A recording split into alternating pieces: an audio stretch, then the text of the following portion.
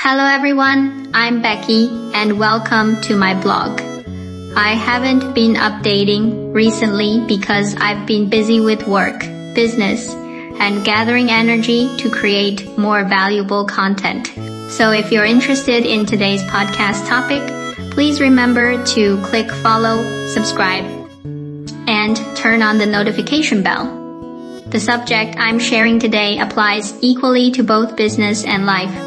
Whether it's in our careers, entrepreneurial journey, or personal life path, we all set countless goals for ourselves, harbor endless aspirations and dreams, especially in our youth.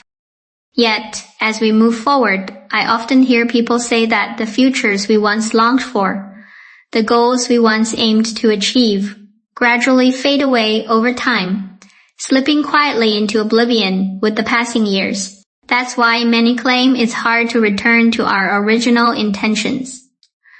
Today, I'd like to share a thought: every future you hope for, every dream you cherish, begins right here and now.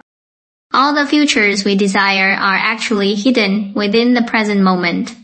At this moment, many Chinese entrepreneurs and friends have recently come to the Netherlands to visit me, curious about our efforts in localizing operations here in the Netherlands. And across Europe, many are surprised and have numerous questions. Answering these has given me deep insights. What we see today is the result of years of accumulated effort. Likewise, what we do now will shape outcomes in the coming years. Yet I've observed a consistent pattern both in those around me and in my own reflections. The hardest part is enduring that seemingly solitary and invisible period of consolidation before results become visible. It requires extraordinary patience. Many people also call it perseverance or resilience.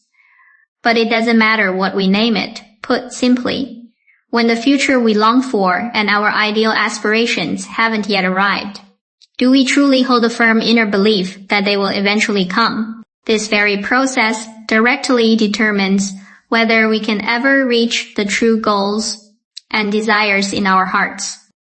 Today, I'd like to take a step-by-step approach, exploring how we can leverage current opportunities to gradually achieve our goals and aspirations, our desired future. So as you listen here, I hope you also aspire to build your future through consistent effort in every present moment, both in life and career. Don't forget to click follow and subscribe.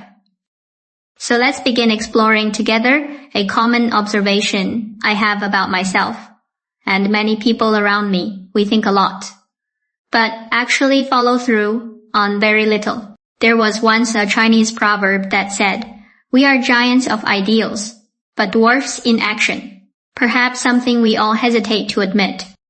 We keep waiting for the perfect moment, waiting until everything is ready, waiting for something to happen before we can finally act. But if we take a deeper look at our inner state, this waiting is actually a form of avoidance. In imagining the future, we often give our minds a subtle suggestion that something is likely to happen, or even highly probable, which brings us psychological comfort. Yet, in real-life actions, we hesitate to take that first step, constantly telling ourselves we'll act when the time is right, or when conditions are perfect. If we're truly honest with ourselves, this is actually a form of subconscious avoidance. We're avoiding the reality that, in practice, we might not achieve the outcome we envision. As a result, we remain stuck in fantasies, dreaming about an ideal life, an ideal job, an ideal future without ever taking action. Of course, beneath this lies a deeper psychological tendency: fear. Before taking action, we can endlessly comfort ourselves by fantasizing about the future. Fantasy requires no cost, no sacrifice. But once we actually act, if the outcome falls short of expectations, we may feel hurt, disappointed, and painful. Thus, Human nature instinctively develops a protective mechanism to avoid suffering. We find all sorts of reasons not to act. Yet, when we read books, stories, or learn about people who eventually achieve admirable external results, let us reflect how many individuals or events have truly achieved success without any obstacles. I believe that no person, no endeavor, and no achievement has ever come without setbacks, trial and error, adjustments, and starting over again. Because this is the natural law of existence. Yet, when it comes to ourselves, although we intellectually understand that, even if we fail or fall short of our ideals, we can keep adjusting, rise again, and continuously refine our actions based on feedback from results until we reach our goal. In theory, this all seems easy to grasp. The hardest part is taking action. During my entrepreneurial journey, I've worked closely with many colleagues around me. I've encountered many bright, talented young people who remind me of my own state a decade before I started my business. Yet, there are also quite a few, perhaps, even the majority, who leave me feeling regretful. Even though, from the perspective of someone who's been through it, I can clearly see their potential and intelligence. I watch them hesitate to take that first step out of fear of failure. As a result, they miss countless opportunities. I often tell my colleagues and partners, at the company level, losses may occur, but they're not the biggest. However, on a personal level, the loss can be enormous. We all know the trajectory of our lives. A career is built upon countless choices, endless practices, and accumulated experiences. Those seemingly overnight achievements and results are never sustainable. Therefore, we all understand that to truly reach our goals, fulfill our dreams, and create the future we desire, we must continuously try, make mistakes, possibly fail, and adjust. This is an ongoing, cyclical process. I often ask myself and those around me if you genuinely reflect on your innermost desires for a certain outcome and future. What efforts have you actually made? Every change you make in the present moment will clearly show you that you're doing it not for any external reason, but solely for yourself. Likewise, any excuses or justifications we create to comfort ourselves and avoid taking action only push us further away from our goals and future. Ultimately, we are the only ones who must bear the responsibility. The most likely outcome we'll achieve is already in our own hands. Therefore, the first point I'd like to explore today is the mindset needed to overcome fear and failure. One that enables us to stay focused on the present and maintain consistent action. We must be extremely careful with the key here. The thoughts in our minds that, in order to protect ourselves, offer us various comforts and excuses for avoidance. Once we recognize them, we have a chance to activate this inner drive and begin taking action from each present moment onward. So, let's continue exploring into the second stage. Likewise, perhaps right now, as you're listening to this podcast, or someone close to you, or even myself at one point, we've started yet we often fall victim to an old saying, 3-minute enthusiasm. With ambitious goals and dreams for the future, we start early morning, reading and exercise, only to lose momentum quickly. Adjusting one's diet or habits may seem easy at first, but after a few days, weeks, or even months, once the initial enthusiasm fades, it becomes difficult to maintain. Many people have asked me, Alberti, I do have passion, but I often lose interest quickly, just 3 minutes in, and then I can't keep going. In fact, there is a hidden, counterintuitive word here. Discipline. Over time, I've realized that across different cultures and among different individuals, The depth of understanding about this concept varies significantly. Of course, in our culture, discipline is generally seen as a positive trait. So today, from the perspective of discipline, what I just described as 3-minute enthusiasm can also be understood as a lack of self-discipline. But more fundamentally, we need to ask, what are the underlying reasons behind this lack of discipline? Why do we lose interest so quickly? If we dig deeper and examine the subconscious influences shaping our behavior, we'll find that short-lived enthusiasm and lack of persistence stem from our disbelief in uncertainty about, or even lack of genuine desire for the outcome and future. Therefore, once the process begins and the intermediate results or rewards fall short of our expectations, the initial passion and motivation within us are significantly diminished. So many people often say, I start off very high, enthusiastic, energetic, and passionate, but then easily lose momentum midway. Behind this lies a subconscious tendency. We are not truly confident about the outcomes or future we desire. We might extend this further to reveal an underlying mindset, self-interest. This self-interest means that deep down, we expect immediate results after taking action, yet precisely what others in the outside world admire or what we genuinely want to achieve is usually the result of countless unseen efforts, discipline, and perseverance behind the scenes. And this process is never smooth sailing. Therefore, when we lose our enthusiasm, we must carefully examine our own mindset. We might have a short-term utilitarian mindset. Let's get back to the concept of self-discipline. Before 1978, I would have understood self-discipline as deliberately forcing myself to wake up early and exercise. This was during my time before 1978, even 10 years ago. To be honest, in terms of outward appearance, there may not be much difference from how others perceive it today. I still seem disciplined, waking up early for work. But if I compare my current state with that earlier version of discipline, the efficiency of output results is completely different. The second most important thing is the ability to maintain consistent self-discipline. This energy is entirely different, and the only difference lies in the fact that 10 years ago I was still trying to force myself into discipline, so it was an external reward system, where I had to meet certain conditions to achieve desired outcomes.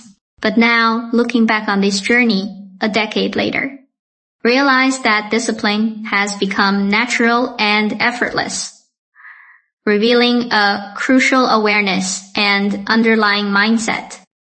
This ideology means that I truly believe and realize, starting from the bottom, that many of the outcomes I wish to achieve are not attained overnight.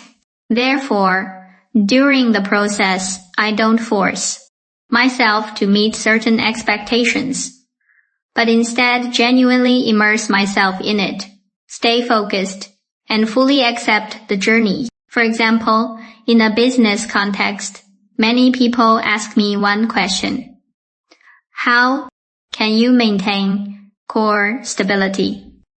We often say that one significant negative factor in major business decisions and internal management is emotional bias.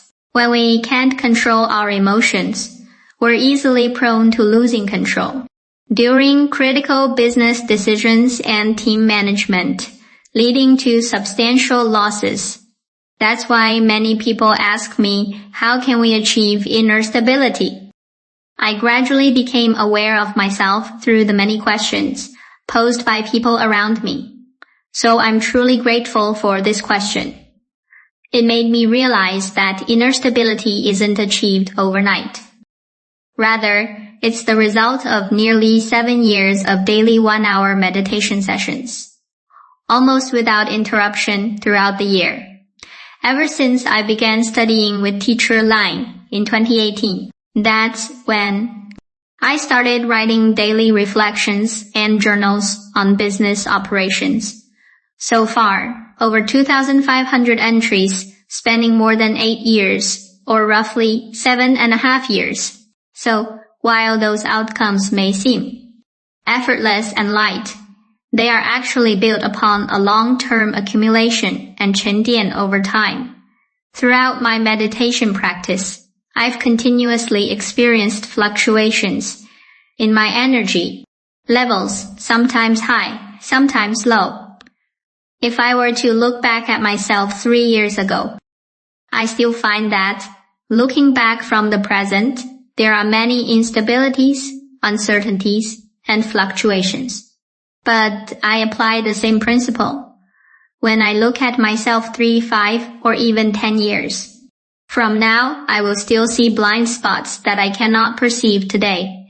Yet, this very fact proves that we are continuously changing and growing, something truly worth celebrating and comforting. For example, many people ask me how I manage to maintain high energy and keep consistently productive. I've been doing so for nearly a decade with a very light diet, especially over the past 2 to 3 years. Recently, I've been fasting for 16 to 20 hours each week. Is it about deliberately controlling your diet? I think that's very difficult to sustain because we're constantly fighting against our natural instincts and desires. What I just mentioned as forced self-discipline. It might work for a while, but it's hard to maintain in the long run, since it goes against our fundamental human needs and cravings.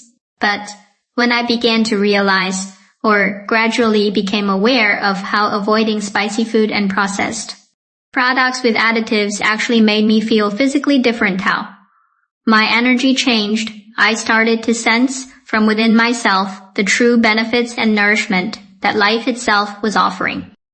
Naturally, from the subconscious level, one will eat less and become cleaner over time. Why? Because they feel the benefits. This kind of output becomes natural in the eyes of others as self-discipline, because it's something truly believed in at the subconscious level. Something that brings tangible rewards and is clearly seen. That's why many people say during the process, I find it hard to sustain. I lack the motivation to keep going. 一状. We need to continuously and genuinely help ourselves recalibrate at each stage. Do you truly want that future? Do you really desire the goals and outcomes you've set for yourself at this phase? Have you truly realized that all your efforts and attempts to start anew are ultimately for your own sake? Here, I'd like to extend a commonly used phrase, though perhaps overused, that I believe represents the most luxurious form of self-love. Truly seeing your own desires, recognizing what your heart truly longs for, and being willing to accompany yourself through solitude. The kind of loneliness others may perceive, and all those moments of quiet reflection, that is the most precious companionship and the love one can give oneself. If you feel even a little touched by what I've said here, please remember to click subscribe and follow, and don't forget the little bell icon. I'll keep sharing valuable content like this. We'll also continue receiving links and engaging in interaction. Finally, I'd like to mention one last point. Throughout our lives, we all wish for good fortune. And of course, it's through continuous blessings and momentum that we can achieve the future we desire. Is that so? But today, I'd like to add a more realistic label to luck, namely, the good fortune I just mentioned actually comes from our ability to receive it and transform it into present actions. Only then does luck produce results and continue to unfold. Recently, while discussing luck with Renee, a close friend of mine in the Netherlands.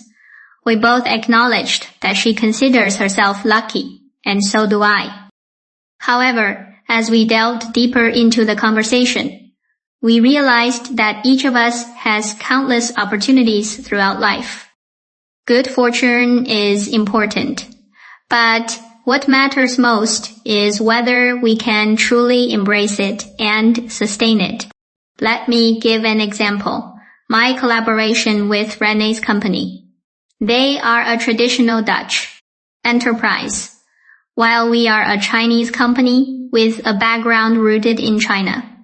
When we first started working together 2 years ago, our scale was quite small compared to theirs.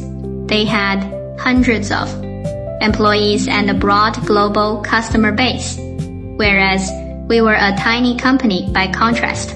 Today, 2 years later, both people around us and those around them would say we're fortunate. Many of my Chinese supplier friends come up to me and say, "Hi Becky, you're so lucky.